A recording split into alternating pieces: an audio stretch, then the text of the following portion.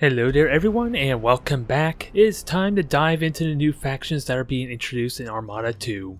And today I am going to be looking into the Asuryani, or as what they were originally known as the Eldar Craftworld of the tabletop game.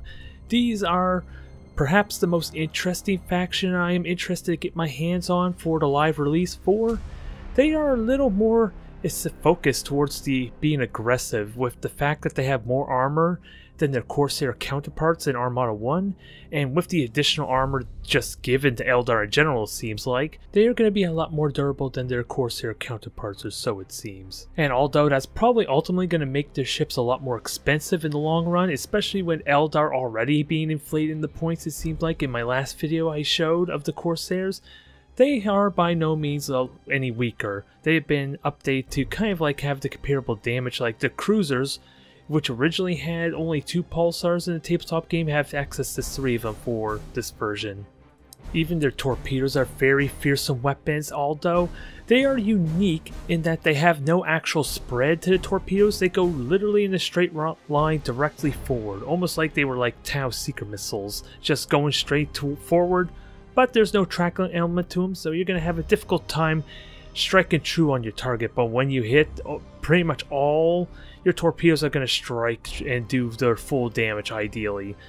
And with that said, you would think they would only be limited to like having access to 4 torpedoes for each of their ships. This is not the case at all. Unlike their Corsair brethren, the Dragon ships, their cruisers, are going to have access to a whopping 8 torpedoes, and with the fact that they have no spread on them, you are going to be doing a ridiculous amount of damage with these things, assuming you can strike true.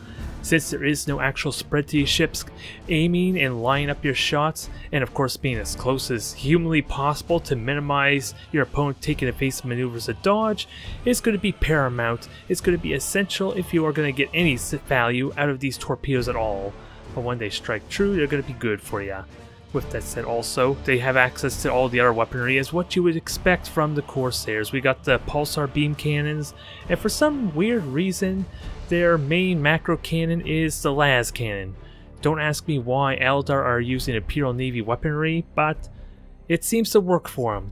Whatever retrofitting they did to the weapons, it is fundamentally more powerful than the Armada 1 version 4. They cranked up the reload time, but they drastically increased the damage potential. It's not like the Solaris that has like 9 star cannons. It basically, they cut them in half roughly and increased and nearly doubled the amount of damage on them. In the case of the las cannons, you're doing 4 damage a second, which helps a lot with the limitations that were star cannons, at least for the Corsairs, mind you, that relied heavily on hit and run maneuvers and didn't have the convenience to stay facing towards the target to maximize the damage potential that the shuriken cannons, or rather the star cannons, could offer. And don't get me wrong, the star cannons have a ridiculous potential to do a lot of damage. They just never are utilized to their fullest, just because of the sheer fragile state of the Corsair ships.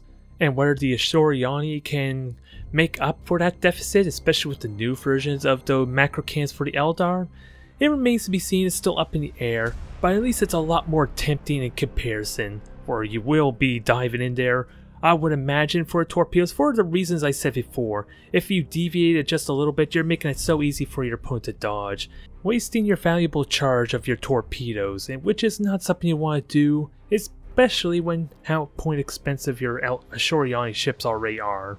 And a lot of that not just comes down to the armor itself. Also, what's under the hood has also been severely buffed in comparison to the Corsairs. For their troop value is a lot better.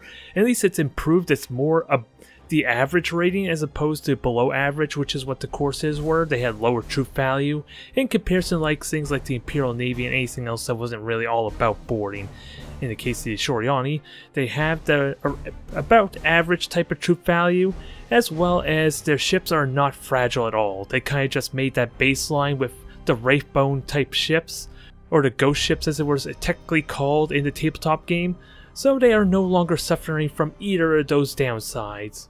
A lot of this is kind of the reason why I'm super interested in what the Asuryani has to offer.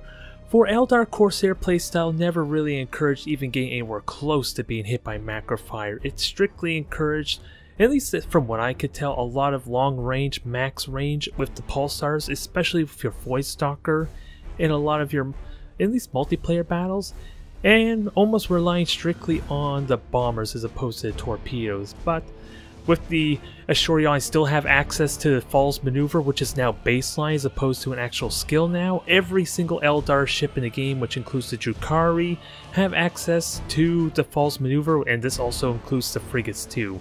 So they're going to be a lot more dangerous, if not extremely micro-intensive.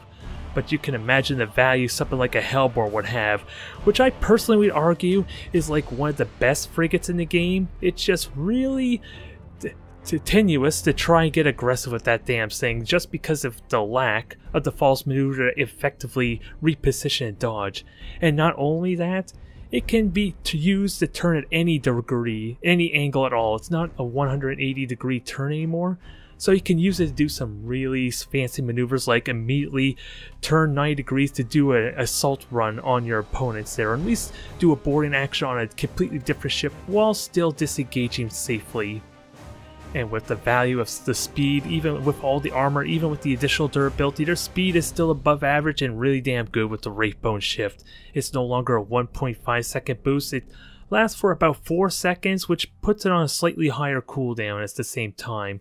So you're not going to have the convenience of using it to dodge projectiles, which is the one thing we're going to have to look in and at least keep an eye on as we go closer to live release and even thereafter.